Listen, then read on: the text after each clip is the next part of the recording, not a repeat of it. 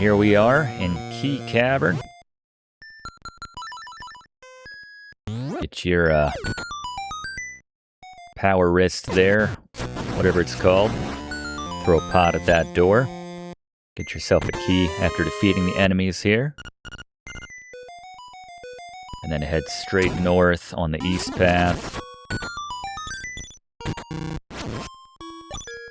Sure that Zal was appreciative. Been trapped in there for weeks. Just keep going north and then down the stairs. And we have one key. We're going to use our one key on this north door here.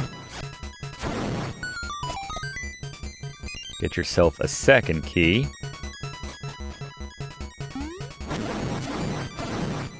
And now, with that crystal hit, grab the stone beak. Just a reminder, there are no stone beaks in the original Game Boy version, but nonetheless, not really going out of our way to collect them in this game too much. Go east from there. Climb this to get yourself the dungeon map. And now we're going to head back downstairs, so go back north here. See how long we can hold on to our piece of power.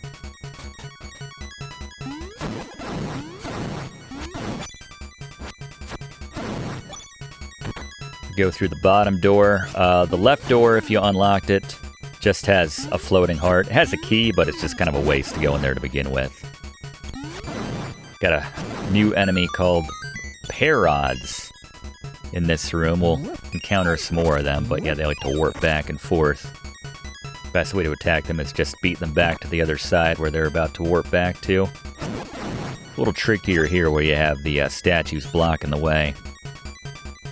And then they'll get that shot off, so you need to be ready to get back in position, but they're not necessary to kill them in that room. It is necessary to kill all the Zals in this room. Get yourself the key. Apologies if I sometimes refer to them as Zells. I think I'm getting Link's Awakening and Final Fantasy VIII mixed up there, apparently, but it happens every now and then. Head west here once the doors unlock. Grab the key and go through the one-way door up top.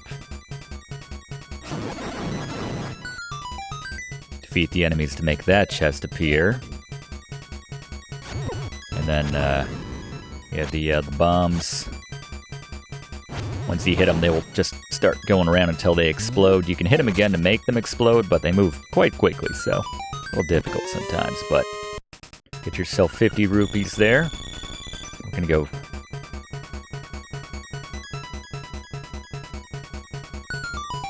south, and I think we got a mini-boss right around the corner. Push that block out of the way, go north, and here we go. These are the Dodongo Snakes. Gary? Boss beater. The Dodongo Snakes share their namesake and mostly the same strategy with the Dongos. So the idea is to get bombs in their mouths, 3 apiece specifically. You could do this either by dropping one in their path, or attempting to throw one directly at their face by dropping one and pressing the same button on top of it to pick it up again and toss it. I find you can oftentimes get repeated bombs in there after the initial one if you get close enough to basically stun lock each one to death. If you chose to double your count like the professor, you certainly won't be hurting for bombs. You probably won't be hurting for them either way given the glut of bombs ahead of this battle, but again, find 3 bombs apiece in each of their mouths to take them down. Thank you very much, Gary. Yeah, that's the move right there, just kind of stun locking them if possible. Alright, Blaze, how about those Pegasus Boots? The Pegasus Boots allow your character to dash across the screen in a straight line, stabbing enemies if you've got your sword napped to the other button, who are unfortunate enough to be in your way, and likewise clear out certain obstacles out of the way as the professor will cover. By the way, combine the Pegasus Boots with the Rock's Feather to do a longer jump and clear pits that you couldn't before as well. Alright, thank you very much, Blaze. Stab these guys and they'll come toward you and start their countdown, and just kind of stab them if you want before they explode. Pretty good strategy.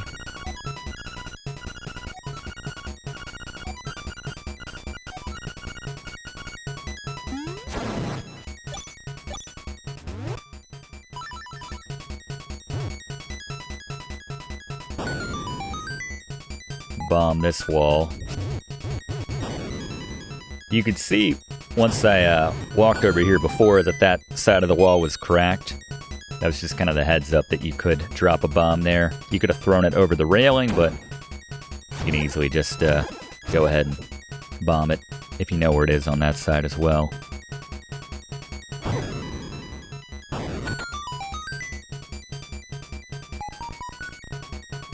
You can bomb down south there as well, actually.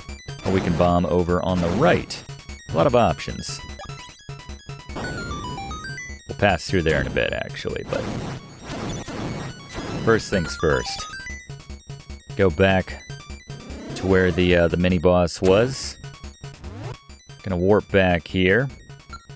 And then from the start, get your new Pegasus Boots out, and you can see we might need these here for the getting across there without being sucked in or off of the bridge there, but get yourself a key.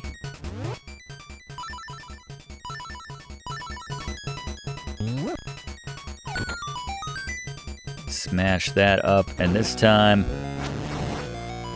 we're going to get ourselves a 200 rupee payday.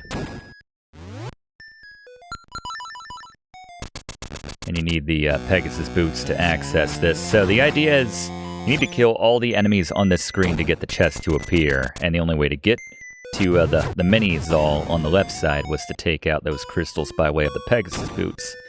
So now that we've killed him, if we get back there fast enough before we go through too many rooms, we can take out these Stalfos and get ourselves... What's the reaction to that? You're ecstatic! Alright, that one fits. I'm happy with that. That's a pretty good payday right there, though. 200 rupees. Yeah, not too difficult to farm some rupees in this game, or just kind of fall backwards into them, as the case may be. But go back through the warp now. And we're going to go through this wall that we bombed before. Now we're going to get our first instance. You can see where you can bomb to the north as well. That's where that arrow was pointing. Our first instance of combining the Pegasus Boots with the Rock's Feather. Very satisfying. Well, not as satisfying there, but to clear some of these bigger gaps. And we got the Nightmare Key to reach the Nightmare's lair. Cross back over again. And now you need to have 4 keys, which we should have by now to get through this area. There you go. Going downstairs. Got kind of sort of thwomps. We already got the Goombas, why not? You got piranha plants. For some reason, Nintendo was just... By 93, they're like, who cares? What's the difference? It's fine, let's have some fun. Certainly with this game. This game's just about fun in a lot of ways. It's very silly. Doesn't take itself as seriously as some of the other Zelda games. Not that most of them take themselves especially seriously. There's always some silly moments, but especially so in this game. Taking out the Parads. Stab all the keys for just a superfluous key for our purposes, but anyway, Slime Eyes. Boss Beater. Slime Eyes is a satisfyingly novel boss which requires our brand new Pegasus Boots. At the start, and an otherwise endless supply of enemies by dashing into the wall to force Slime Eyes into the arena. Now approach the center and stab away, forcing the eyes to begin to split apart from one another. Once they're especially thin down the middle, dash to force the two apart.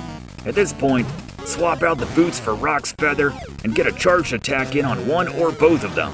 When you hit one, they'll disappear and drop in the arena again, stunning you for a second. So jump just before they land to avoid this. It takes 4 hits or 2 charged hits on each one to take them down. Yeah, I enjoy that boss design as well. Thank you very much, Gary.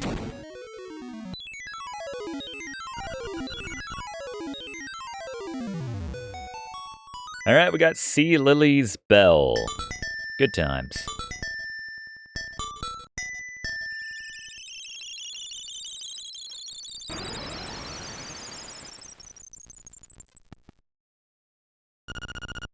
Waterfall. It is hidden in the waterfall. All right.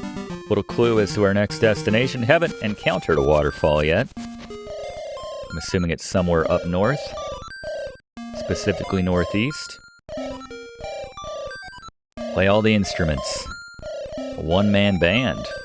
The Yarna Desert.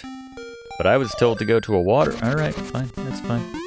Kind of the opposite of a waterfall. Yarna Desert, but... Anyway. Alright, so we're going east, and then north, and we're going to go left here. And then blow up the skull here for a little shortcut. Cut back here later. Not that we wouldn't have bombs later, but still. Hey, Taryn, how you doing? I see you have a nice stick. Can I borrow it for a second? Can't. No, I'm too attached to this stick, Taryn. I don't know, I think the alcoholic explanation is as good as any for why Taryn does the things he does. That red nose. Smacking a beehive there. You're not sure how it happened, but you'll take it. The 6th item in the item trading side quest. Well, it's important for the game, so I'm not sure you can call it a side quest, but there's a fairy fountain there. For what it's worth, were we missing any health, you could pop in there to get yourself some HP top off. Alright, so now that we got our Pegasus Boots, we can cut through here. Get some rupees and a heart piece in here as well.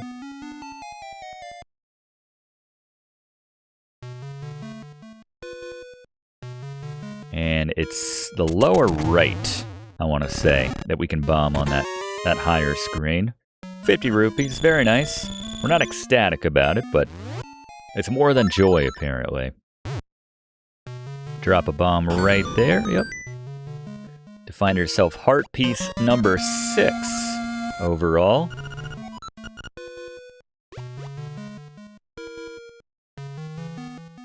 And there's another secret seashell not too far from here.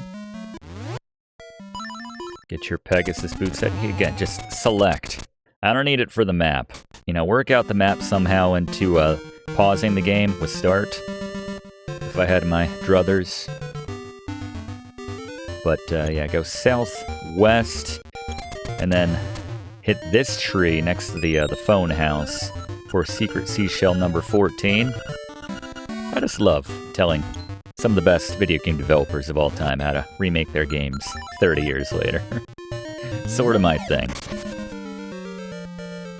It's a perfect game except for that. But come back in the town, go northwest, hop into bed here, and in case you're wondering, are we already in a dream somehow? Getting into Inception? Little Nolan Brothers right there reference. Take out the arm mimics using the Pegasus Boots. They do 3 damage per hit, and you can't hurt them with your sword otherwise, so Pegasus Boots for the win.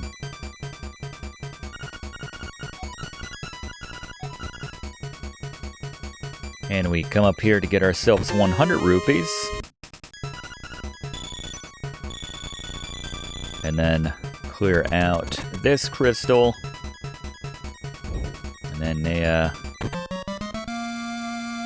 interesting item here. Bit of a precursor, the Ocarina. Can't do much with it right now, but if we come outside, we can learn our first song on the Ocarina. Not quite as in-depth as Ocarina of Time with all the songs. Actually, the songs are more complicated in this game, but talk to Marin here over on the left. And we'll get ourselves the Ballad of the Windfish. This is a lovely piece of music here.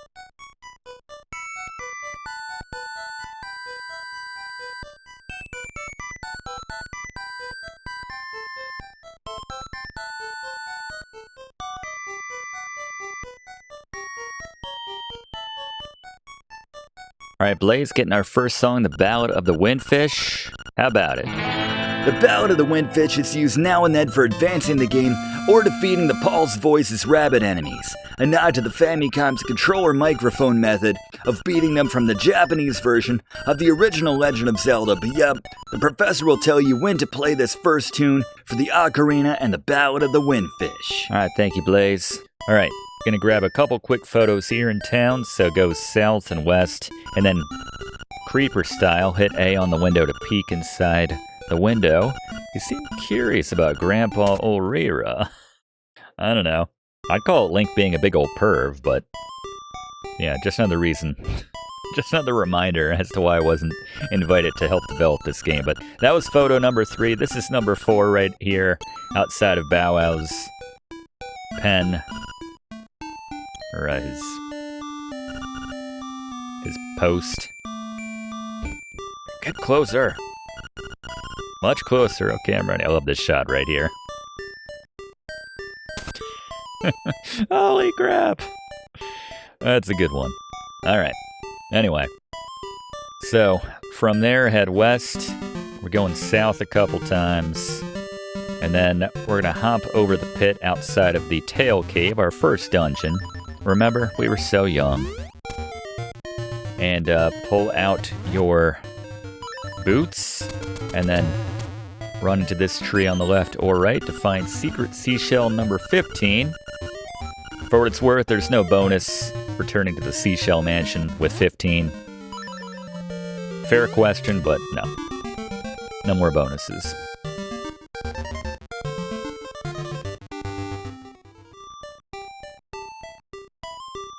So we're gonna go north, and then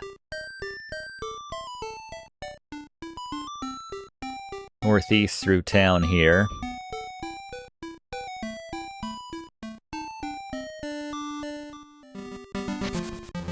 And head out the east exit. And I meant to stop in the library, actually, because I want to knock out the colored dungeon here. But that's alright. I know the order to push the gravestones, but not there yet.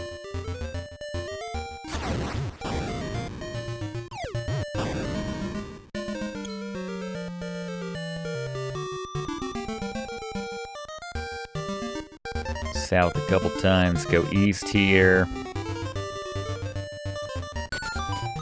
Hit that bush and go down underground.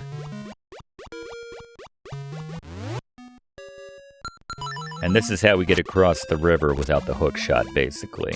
This little underground pass, if you can see we're on the other side here. This looks like one of the scenes out of Link to the Past, actually.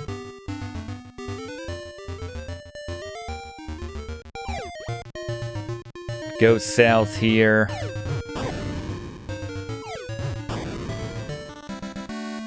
And then north across this bridge. And then dig to the left of this statue. To find yourself secret seashell number 16. A little tricky, you might want to do it from the south, actually. There you go. Number 16 overall. Alright, so from here go south, and we're going to go east, and then back north a couple times. We passed right by the animal village. And we're going to trade out our Honeycomb now. All the inhabitants here are animals, as you'd expect. Go to the southeast house here in the animal village. Talk to this doofy-looking bear. How's it possible that you have Honeycomb when I just ran out? So, not a bad swap. The Honeycomb for a delicious pineapple. I know that tub of goo is asleep right in the way of Yarna Desert. Once he's asleep, he won't budge for a long time. But hey, take little Marin and wake him up with her song. That slob would wake up with a jump if he heard her sing. Folks love Marin around these parts. That's what we quickly learn. So come down and around, and you'll see the fat slob, which that bear was referring to. That gourmet bear, apparently. Yep, dreaming of Marin. And we can play the ocarina here. Do you just want to hear Marin's tune? I don't care. You can go north from the walrus, and you can bomb the entrance to a cave, which has a heart piece, but in the absence of an item which we don't have yet, we're not going to be going there quite yet. Anecdotally, I've heard you can make the jump without it, but I've tried it. It's very difficult. I don't recommend it, so we'll come back there later in case you were curious as to what was up there. But pop down here south in the animal village to get our first connecting warp area. That'll save us some time. So from the warp, we are going to go up to the graveyard now for the colored dungeon. This is exclusive to the DX version of the game, so you can skip ahead if you're playing along with the original Game Boy version, but this is pretty quick diversion here. Not a bad idea to put 7 hits in on this ghost and then trigger all the other ghosts to come out and then get that final blow to kill them all at once, kind of like the original Legend of Zelda. But the bottom right, push down, the bottom left, push left, top left, push up, top middle, push right, and then push that one straight up. I wanted to come here with Marin, but I discovered you can't do that, actually, for whatever reason. It just calls you a coward, basically. It's very strange. Just answer their questions here. What color is he wearing, red or blue? This is the colorblind test. Yeah, they call you a coward if you show up with Marin. I don't know. Seems like a bit much. Apparently having a girlfriend seemingly makes you a coward to the powers that be. Here in this world, at least. So anyway. Kill the goo specters. Hit the top left and bottom right switches to turn all these blue and get the compass for the color dungeon. And I love it. Has the original, and you can bomb the south wall for one of the best parts about the DX version. 140 rupees on demand, everybody. Look at this. And this is how we go ahead and afford ourselves the bow and arrow. If you don't have this version of the game, then yeah, you can just do the trendy game to make your money, but yeah, this is just a touch faster. Because if we re-enter, all that money will have been replaced and ready to collect once again. Silly, but I love it's the original dungeon music though from the original Legend of Zelda. Chump change though, those 3 rupees. So I want $9.99. We're not going to get them all in this pass, so we're going to come back in one last time.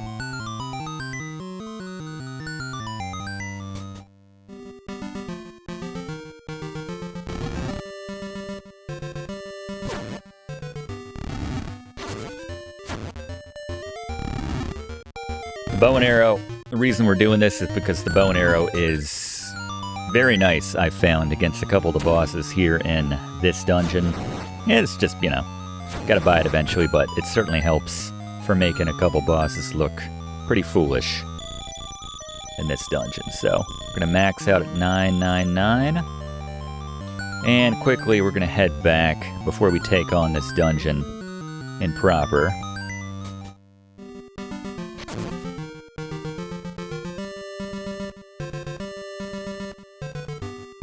So from the graveyard, basically just head southwest. Probably have the lay of the land, at least this early area, where we do most of our travels, honestly, in this game. A lot of it's probably in the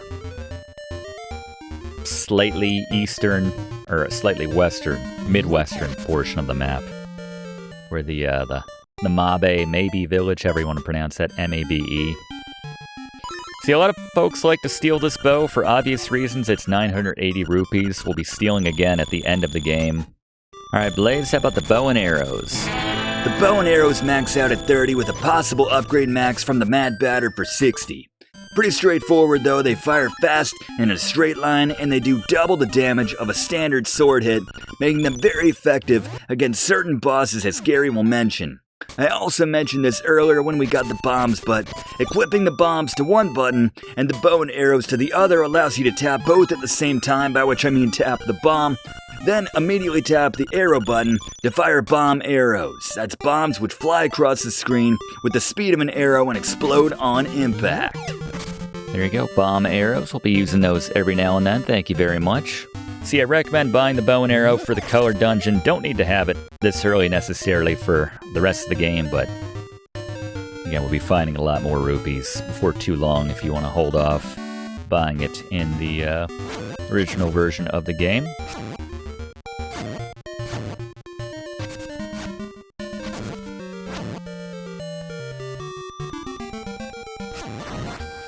There we go.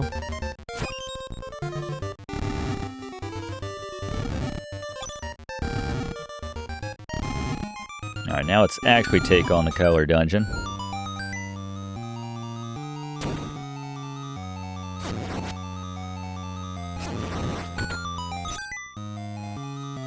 Take down the goose backers. Might as well still grab ourselves $140, right? Definitely don't need to come back in here again, but...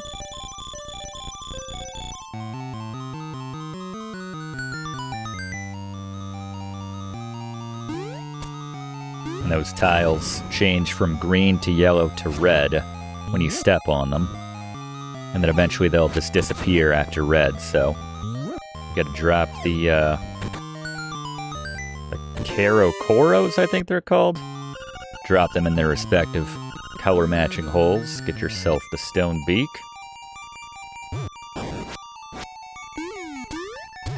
Just ignore the bone putters. In this room you want to hit the bottom right one once and then the top left one twice to get all these to match up blue and get yourself a key. Nintendo was definitely showing up. They're like, ooh, look what the Game Boy Color can do. 3 colors. Alright, Gary, the giant buzz blob. Boss beater. The giant buzz blob is initially invincible to your sword attacks, even encouraging you to try something else if you attempt it. Instead, sprinkle some magic powder to force him to change into a giant Zal, at which point charge up your sword and land a spin attack when he lands from his jumps. His electrical bolts aren't even worth planning for, so just repeat the process twice more to easily take him down. You can also get a couple regular stabs in before he reverts to his original shape, so it's your call how you want to stab him. Thank you, Gary. Another one of those instances where it sounded like I was calling Gary the giant buzz blob, but I think everyone knew what I was trying to say. So we get ourselves the nightmare key in here, just to push the blocks out of the way. Thank you, Compass, for letting me know there's a chest in here. We're going to go south this time at the junction.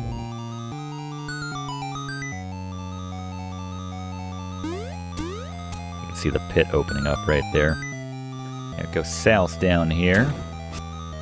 Taking out the goo specters.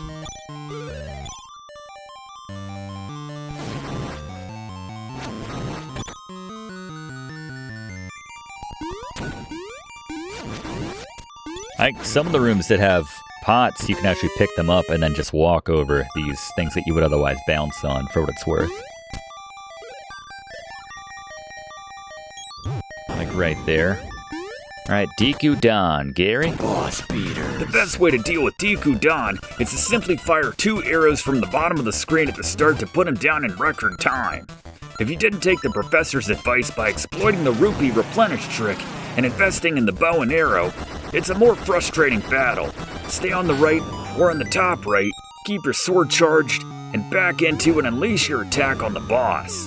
He'll retaliate by jumping, which stuns you temporarily, and drops rocks which can pinball you around. But once you regain control, repeat the process. Rock's feather can help a little in possibly avoiding some spikes, but Dekudon's jumping lasts long enough that it's difficult to avoid being stunned altogether, but yeah, the arrows are the way to go. Arrows are definitely the way to go. Thank you very much, Gary. Again, if you spread out thin out the floor too much, just exit out and re-enter. The floor will be repopulated as it was initially. Kill the Zals in here to get yourself the map, and apparently a piece of power as well.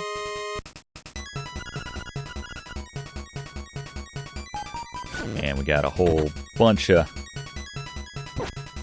Kakakoros, or however you pronounce it.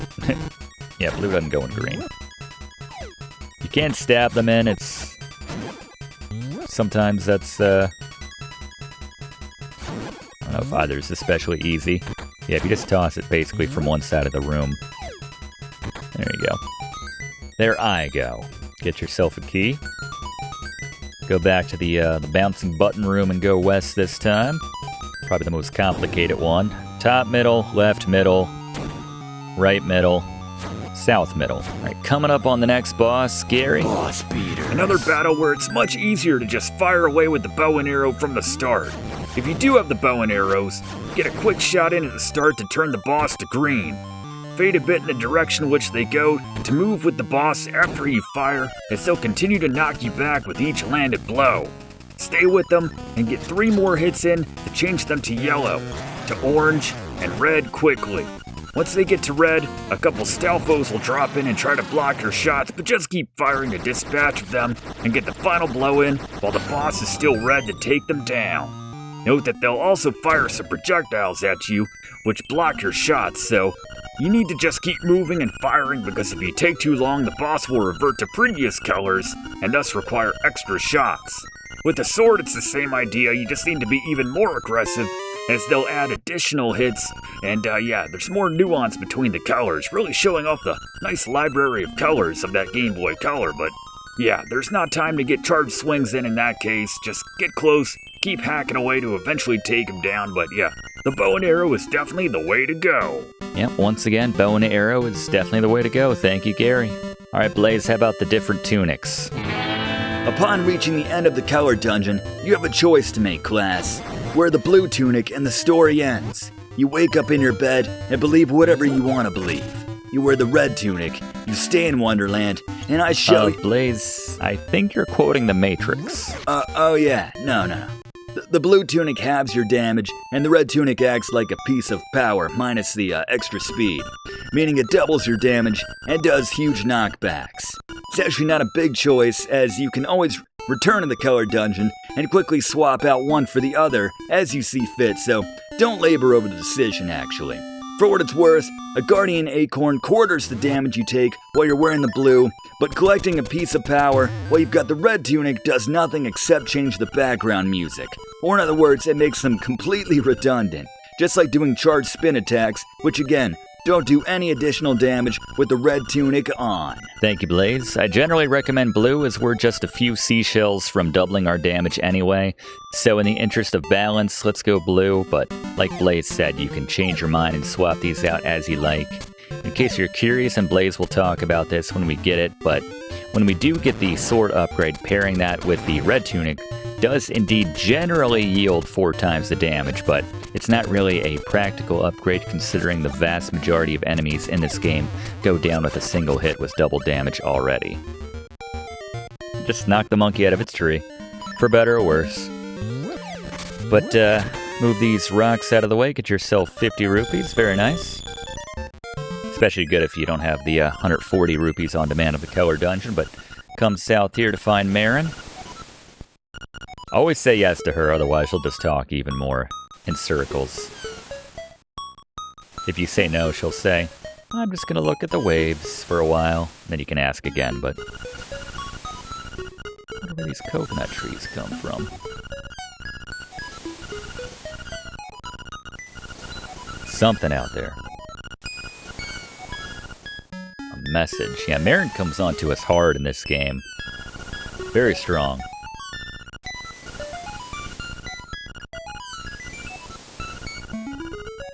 Fly away like a seagull. Sing to people. Must be nice. It's her wish? Her dream? Are you listening? If you say no, she'll chide you and tell you to get your head out of the clouds and just say the same thing again. So yeah, don't say no. You got Marin. Letting that line of "you got Marin" is this your big chance while you hold her over your head go. We've got 3 photo opportunities with Marin while we've temporarily, quote-unquote, got her. But they're all very quick, in case you are playing the Game Boy version, so don't tune out. Go down to the southwest most corner here. Get a nice little scene with Marin here.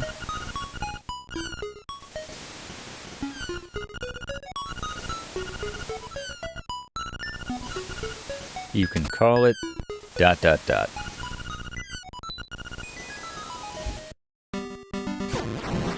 Alright, so that is photo number 5 overall, just titled 3 dots, ellipsis if you will. So now, we're going to go north, and we're going to go back en route to going back to town. We're going to drop in to the place where we got our first heart piece right here. And the reason we're doing this with Marin is for another photo opportunity. I'm the photographer. What a great photo moment. I'll call this heads up. I'm sorry, you okay, Professor? We don't actually get to see that one until we go back to his place. We'll look at all the photos we've taken at the end of this one. And then one last one, approach the Cucco for our third photo opportunity with Marin. These are exclusive to having Marin in our group.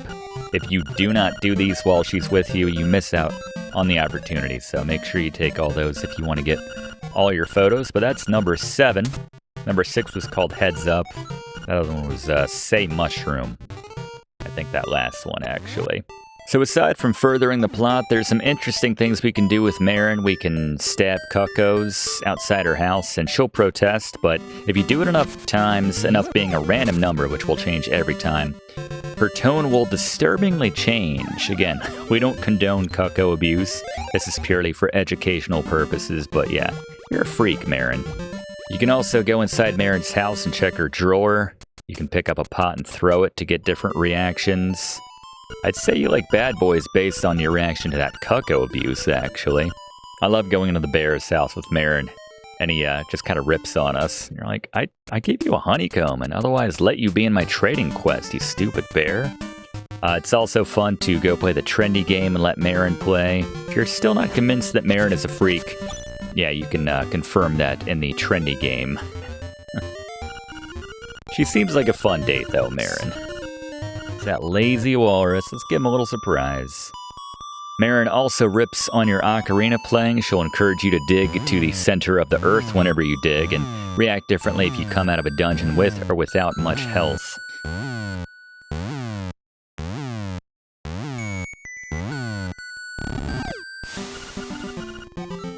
He certainly awoke with a start. Oh, rabbit. Reminds me of when we were a rabbit, when we didn't have the orb of truth or whatever it was. I forget what it was called, but... Alright, anyway, now that the way is clear, we can head east into the desert, so go north once you enter the desert. And fight some Super Mario Bros. 2 era Pokies? Why not at this point, right? We had piranha plants, we had Goombas, we've had Thwomps. We'll have more. You can sprinkle some that magic dust on the skeleton here for a hint.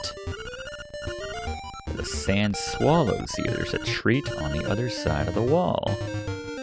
Nice tip. Alright. Go west and north to fight Lanmola. Boss beaters. It's our old pal Lanmola from A Link to the Past. There's only one this time, and he doesn't even kick up sand or dirt at you when he emerges. The only thing to really be aware of is that if you get sucked into the middle of the screen, you'll drop down and have to make your way out to fight him again, so avoid that area. I recommend charging your sword to the south, then just repositioning as necessary when the boss pops out to quickly take him down, just making sure not to get too greedy and getting too close to the center to do it. 4 charged hits or 8 regular hits takes him down. Simple as, thank you, Gary. Grab the key, the angler key, and we'll get sucked in. That'll happen regardless. Drop a bomb at the top for heart piece number 7 here in Link's Awakening.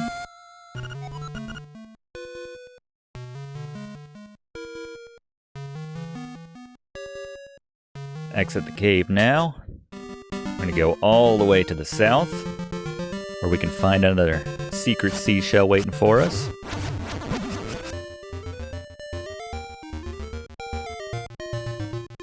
So lift this bottom rock here to find secret seashell number 17.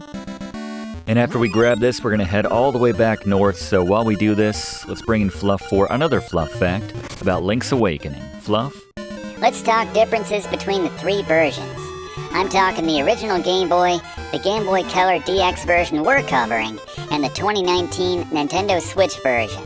Each subsequent version obviously added on a bit to the previous release, and while the professor has pointed out the main differences, here's a quick refresher. The biggest difference is arguably the addition of beautiful color, but a lot of screens in the DX version included small details not present in the original Game Boy version, such as a ring of smoke and clouds in the sky on the background on the title screen, or a chimney in Grandpa Ulrira's house, which didn't exist in the original version. The photography section was completely new and, as I mentioned, worked in as a bit of a tie-in with the recently released Game Boy camera. As the professor established, this simply acted as a fun diversion and bit of extra content, but didn't have any bearing on your quest itself. Something which did have more of a bearing is the Color Dungeon, which rewarded players for accessing and completing it with an upgraded Tunic which Blaze covered, ultimately making the game much easier to complete. The stone beaks and owl statues and dungeons replaced the stone fragments and slabs and gave additional hints to the player as well. The 2019 Nintendo Switch remake featured a new art style, anime-like cutscenes, and most gratifyingly the ability to equip more items, 2 action buttons, mostly by virtue of the Nintendo Switch's larger controller. While the Color Dungeon still exists, the camera shop was notably replaced by Dompe's Shack, which allows players to rearrange existing dungeons for additional replay value. This most recent version of Link's Awakening actually wasn't even made by Nintendo, but was instead outsourced to Grezzo, a 2006 founded Japanese video game developer founded by the creator of the Mana series and former Square employee Koichi Ishii. Nintendo obviously had a lot of faith in Grezzo, as to this point they had already reworked a few Zelda titles, typically remakes of other classics for the Nintendo 3DS. While Link's Awakening was their first Nintendo Switch release, the game turned out to be a massive critical and commercial hit, selling over 6 million copies at the time of this class and serving as one of the better-selling Switch games of all time, a testament both to Grezzo's design and players' love of this classic, a bit of an underrated gem, at least in the context of the Legend of Zelda series. Very much agree, thank you, Fluff, as we unlock the next dungeon here. Just a matter of getting there, right? He said jump over the waterfall, and we find our third warp area here, 3 of 4. This is the last practical one in the game. You'll see why once we get to the 4th.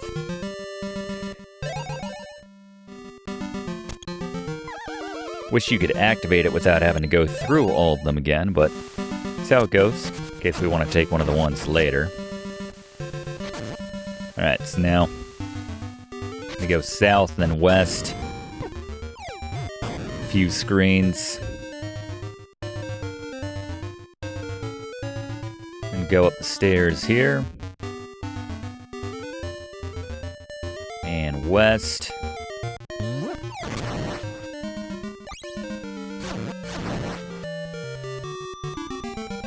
And then just roundabout way to get back here, essentially, if we'd come in from the east.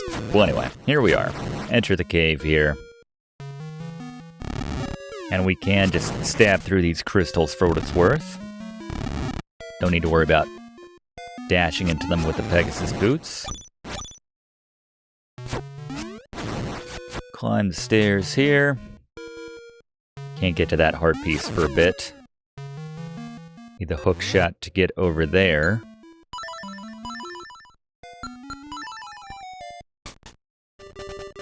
Pop down here to get yourself 50 rupees. And now dash through these crystals here. And remember when Pawpaw, or whatever his name was, told us he'd be in dire straits eventually? There he is. I sure screwed up, prof. It's like my faux Goofy right there. I'm not sure what that voice was, but that's Pawpaw's voice. Fake me out Zald chest there. But go down and talk to Pawpaw. Yep, Pawpaw got lost just like he said. Now I'm so famished I can't move. Can you give me some victuals? Give him the pineapple. Guess he eats it skin and all, I'm not really sure. Like the music. speeds up there. Got the Hibiscus as our 8th item in the trading quest overall.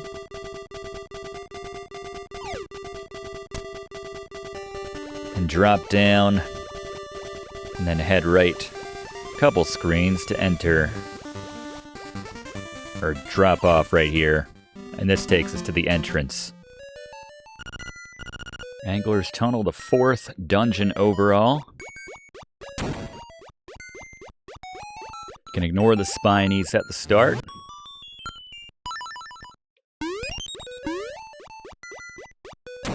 Grab yourself some bombs there.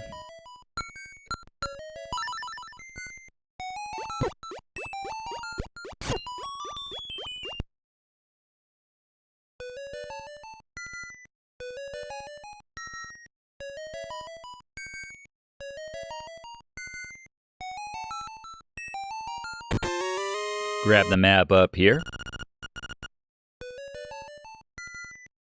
And do our little combination dash jump to clear that gap, but better than that. There we are. And one of the rare times when we need to bomb one of the tiles, the rocks, what have you. That's the tell when they have those kind of cracks in the middle that they are bombable. And now we can push the other tile into the water and grab ourselves a key.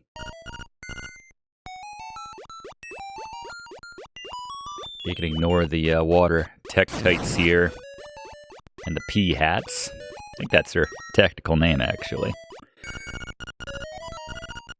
Must be some way to shatter it. I think technically we could just jump around it, but whatever. Play it as intended.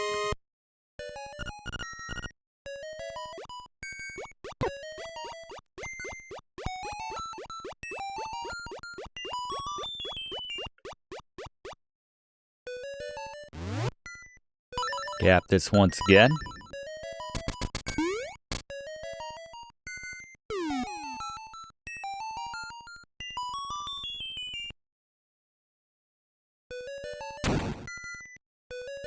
Go down and around to find yourself the stone beak. Now we're going to go back to the room with the spinies. Back near the start here. And we actually do need to defeat them just so we can actually go through that door. One of the rare times when we need to get our shield out, actually. It's crazy how kind of redundant some of these items become later on in the game when we get other stuff, or I guess, better said, the shield was never all that important to begin with, but grab the compass from there.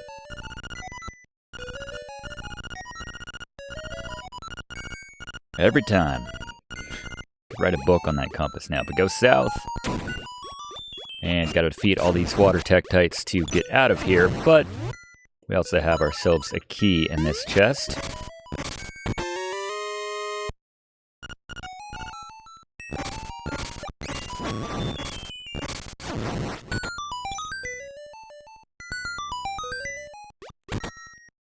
Unlock this door. And this door. Now we're going to jump over the pit once we get up here. Obviously can't get over there until we get ourselves the flippers, which we'll be getting pretty soon.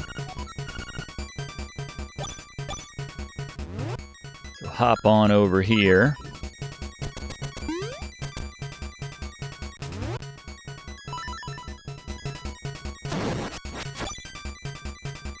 Unlock that and push this up. And defeat these Zulls here, and you'll see the key fall to the left. So actually, if we went back to the right and went down the stairs, that's how we would get it, but we need the flippers to get that, actually. So we'll hold off on grabbing that key for the time being. Come down and around here.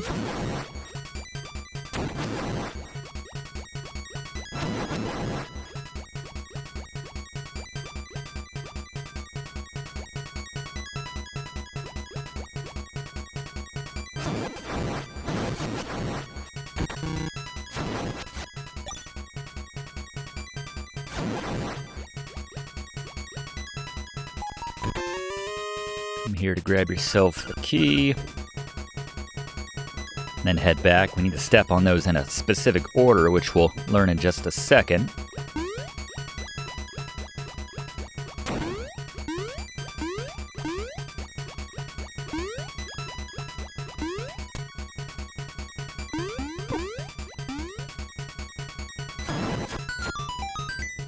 Now unlock this door.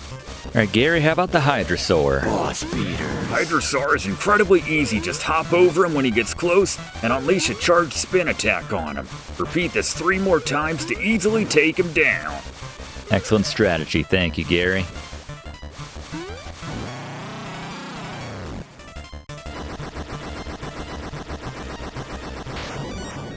Be that way. Come on. All right, whatever. Clearly on that screen. Let's get out your power bracelet here to pull this back open. To go through that opening before it closes back up on you. And here we are. Mentioned, but these are the flippers. The flippers allow you to swim in the darker water. You can tap A to swim a bit faster, but yeah, these essentially just move the game forward. But best of all, it's a passive item, meaning you don't need to equip it to use it. When in the water in top-down view, press the B button to dive under the water to avoid enemies or find the rare treasure, as the professor will point out. For what it's worth, Rock's Feather allows you to rise up in the water in side view much faster when you use that as well. All right, thank you very much, Blaze. So this is the room which will teach us the proper sequence for stepping on the things in that water room, at least in our game. So we could go through the water now if we so chose, but I'm gonna put this while it's still fresh in my mind right here. Going south and to the west here to go top left, bottom right, center, bottom left, and then top right. To get the stairs going down. It was completely confused until it has a chance to kill us, and then it's very satisfied. And we actually need to hop on top of this one, so kind of bait it, and then shwip, just like that. Satisfying. Like some as we go south here to get ourselves the Nightmare Key. So we drop off the top. Yeah, those side-scrolling parts kind of remind me, plus the fact that we can jump is like playing Link's Adventure again, just for a couple seconds at a time. You can ignore that switch, as we would need a key if we want to go that way. We could actually skip that route altogether, and I think we will, but I'll mention that when we come back this way. But we can go back now and grab ourselves that key that fell earlier when we killed those Zolls. I mentioned this was the staircase, so head down it now. Go to the left and you'll find a pool of water, and that's where the key dropped down into.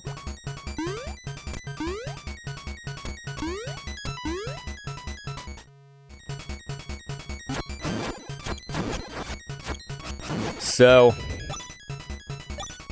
now actually, if we backtrack, we can go get ourselves $50 that we couldn't get earlier because we didn't have our flippers yet. Kind of going out of our way here, but just to show it.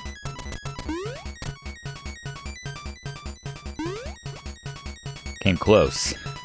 That pot's there to make sure you can't break the game like that, but 50 rupees.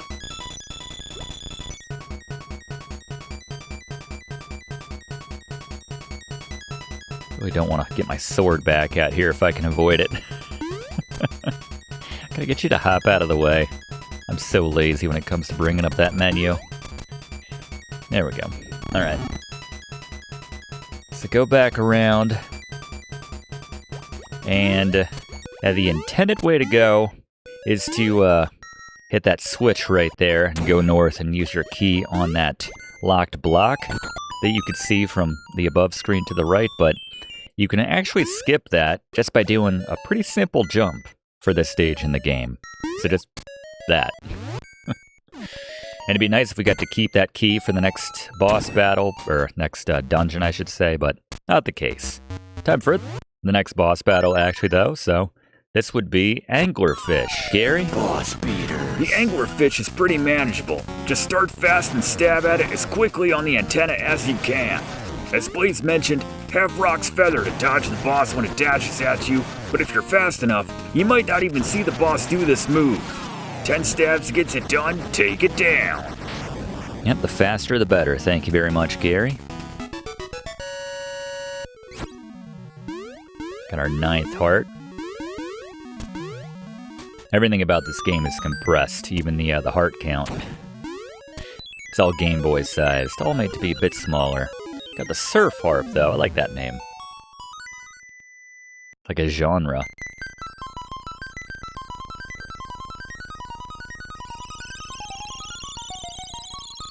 Alright, we'll take a break here and pick up in part 3 of this Link's Awakening walkthrough right here on Video Games 101. Thanks for watching, and don't forget to like and comment on this video and click subscribe if you haven't already, as this seriously helps me to keep making great content for you.